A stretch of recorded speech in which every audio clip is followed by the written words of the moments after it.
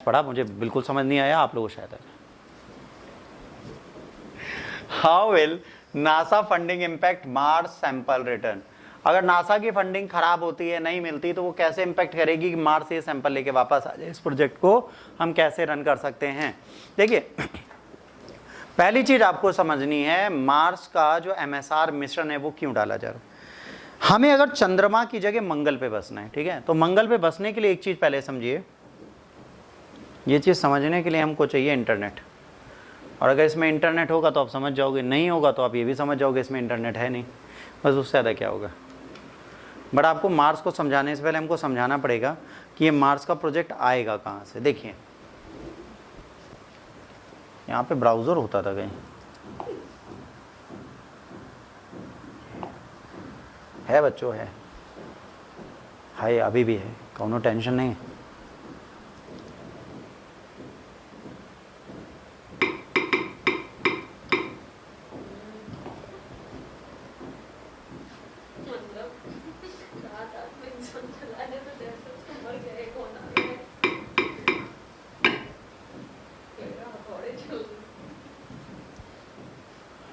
मानव जाति जो है उसको मार्स पे हमको क्या करना है, बसाना है, ठीक है। बहुत ध्यान से समझिएगा, मार्स पे बसाने के लिए बहुत इंपॉर्टेंट चीज है, खुल जा भैया।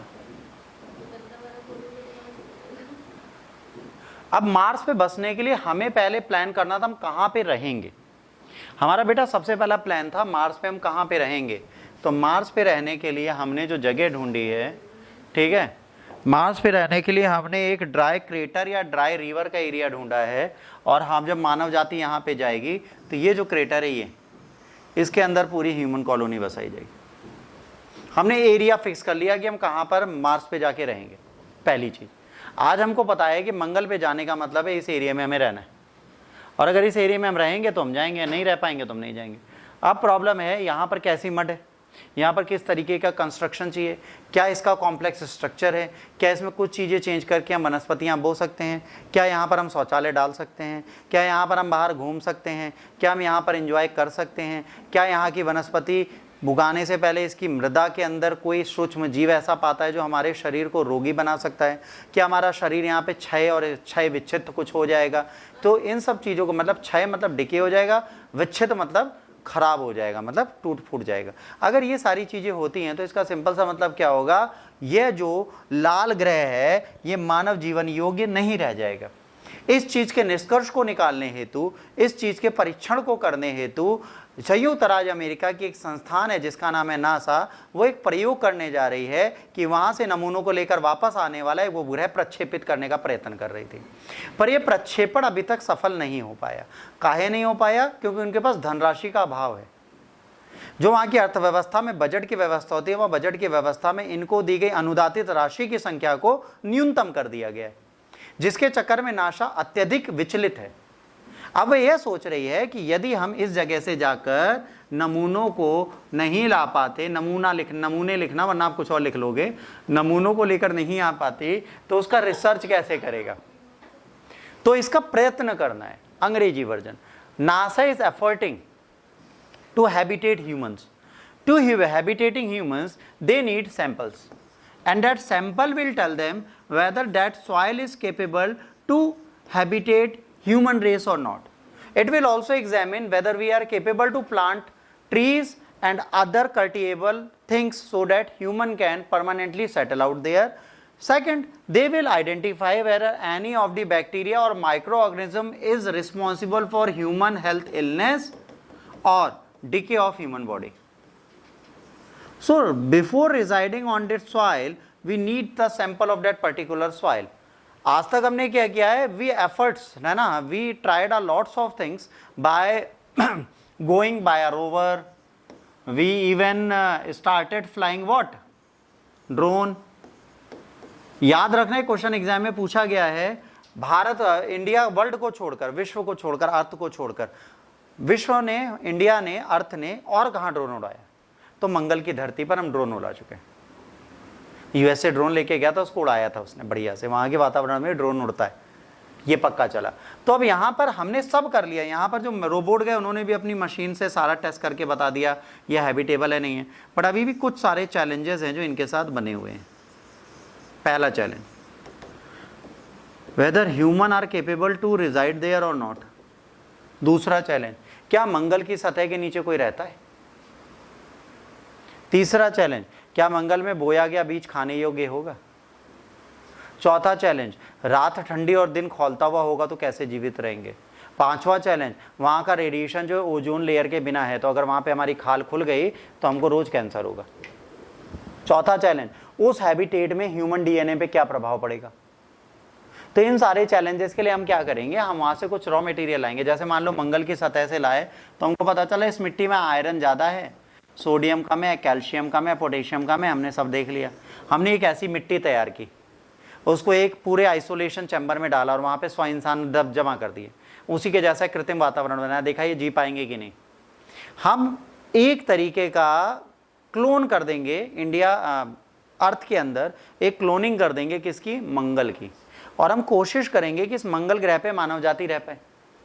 तो ये मिशन तो बड़ा जरूरी है कि वहाँ पे जाएगा, मिट्टी से कहेगा hello Mars how are you, Mars कहेगी आई एम ओके, कहेंगे तुम्हारी मिट्टी खोद लें, कहेगी खोद के दिखाओ, आंधी तूफान ले आएगी। फिर भी हम अडिग रहेंगे, हम डटे रहेंगे, खंबा गाड़ के खड़े रहेंगे, जब आंधी तूफान बंद होगी तो वहाँ से उठाएंगे मिट्टी, और मिट्टी लेके हम पक्का से इंडिया भागाएंगे। और जब हम विश्व में आ जाएंगे और जहाँ पे लैंड करेंगे वहाँ से फिर मिट्टी आएगी, फिर मिट्टी की रिसर्च की जाएगी। ये मिशन नासा का बहुत दूरदर्शी मिशन था, परंतु अमेरिका कहता तुम कुछ भी ले आते हो बकरौली, ऐसे थोड़े ना देश चलता है। तो कह रहे सर हमको तो विश्व से बाहर जाना है। तो इन्होंने ये समझाया कि भाई विश्व से बाहर जाके तुम जीवन नहीं चला पाओगे, तुम्हें अगर जीवन चलाना है धरती सही करो। देखो हम मंगल पे बसने की सोच रहे हैं, जैसे अभी साइंटिस्ट और सोच रहे हैं अगर धरती खराब कर दी हमने तो हम कौन से प्लैनेट को खराब करने जाएंगे। एक्चुअली मानव जाति रहने नहीं जाती, मानव जाति चीज़ों को खराब करने जाती है। तो इनको कहना है हम फिर कहाँ जाएंगे, तो इन्होंने प्लान किया टाइटन पे जाने के लिए। टाइटन एक चंद्रमा है, कौन से ग्रह का। Titan is a moon of which planet, Jupiter और सैटर्न।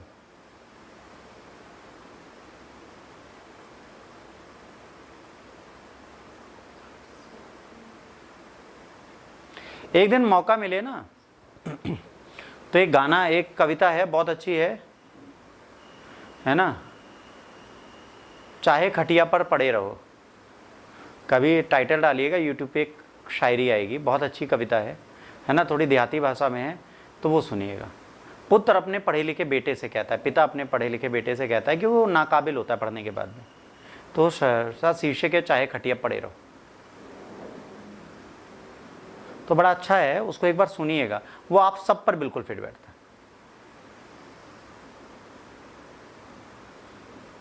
मतलब तुम लोग ये नहीं पता टाइटन कहाँ का उपग्रह है। एक गाना और है, तो डूब के मर जा रे चुल्लू भर पानी में, सुना है? वो भी आप सब पे चरितार्थ होता है।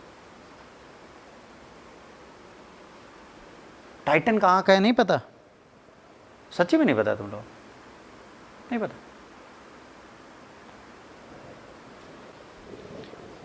तुम लोग जहरीले हो।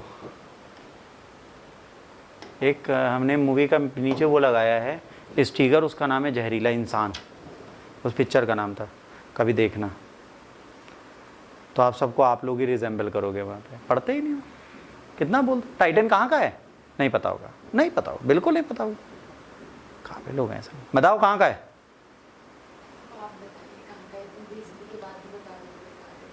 काहे बताए, तुम लोग बताओगे, हमारा ठेका नहीं है। अरे गूगल नहीं, ये तो सामने है पागल लड़की।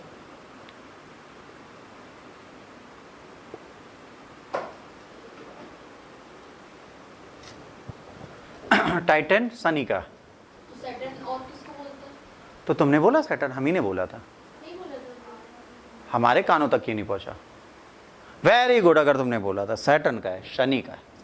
वहां को धरती जैसा, वहां का वातावरण वातावरण वहां का धरती जैसा है। तो हम क्या कर रहे हैं, धरती के बाद हम एक ग्रह पे जाना चाहते हैं जिसका नाम है सैटेलाइट पे, जिसका नाम है टाइटन। तो यहाँ पर कहना ये है हम लोगों का कि भाई अगर आप इतना कुछ कर रहे हो, इतने एफर्ट्स लगा रहे हो, वहाँ से सैंपल लाओगे, फिर धरती पाएगा, फिर उसकी रिसर्च करोगे, फिर एक आइसोलेशन चैम्बर बनाओगे, उसमें दुनिया को बैठाओगे, इससे बढ़िया धरती सही कर लो, पानी सही कर लो, वनस्पतियाँ सही कर लो। जैसे भी एक बहुत भारत में मुहिम चल रही थी, बहुत अच्छी, आपने देखा होगा, कुछ पढ़े लिखे, जैसे पता है आज की डेट में यूट्यूब वाले टीचर्स हैं, यूट्यूब वाले सोशल एनवायरमेंटलिस्ट हैं, है ना, यूट्यूब वाले व्यक्ति हैं, हर चीज़ यूट्यूब और इंस्टा वाले लोग हैं। और आजकल तो इंस्टा वाले रेमेडीज होल्डर भी आ गए कि ये 2 तेज पत्ते जला लो लक्ष्मी आ जाएगी, लौंग जला लो लक्ष्मी आ जाएगी, खुद बैठ जाओ गैस पे लक्ष्मी आ जाएगी। ये सारे आजकल रेमेडीज़ बहुत आ रही हैं। तो उसी तरीके से एक रेमेडी आई थी कि पेड़ लगाओ पेड़ लगाओ पेड़ लगाओ पेड़ लगाओ। एक बात बताऊं, अगर आप जून की गर्मी में पेड़ लगाने जाओगे, पौधा जैसे ही लगाओगे वो झुलझा जाएगा। पौधे लगाने का आइडियल टाइम होता है सावन, झुलस जाएगा। तो सावन जब आएगा तब आपको पेड़ लगाने। अभी सावन नहीं आया, सावन आते समय आप लगाएंगे तो झुलझा नहीं जाएगा, ठीक है, अभी झुलस जाएगा, ठीक है। तो झुलस जाएगा। अगर वो नहीं झुलसला तो फिर आपका नहीं झुलसला, नहीं झुलस, अगर वो नहीं मर रहा, that plant is not dying, then you are very lucky. Otherwise try to plant trees और the plants, but when there is rain, ठीक, मौसम थोड़ा ठंडा होने दो। हमारे यहाँ गमले रखे थे, तो वो गमले हम लोग नीचे ले गए और हमने जीने पे रख दिए गैलरी में। तो वहाँ पर जो धूप आई उससे वो झुलस गए और ख़त्म हो गए। मतलब आज एक छोटा प्लांट उसमें नहीं है, ठीक है, जल के भस्म हो गए। अब सोचिए अच्छे खासे जो चल रहे थे इंडोर प्लांट वो चले गए, ठीक है। अब आइए समझते हैं।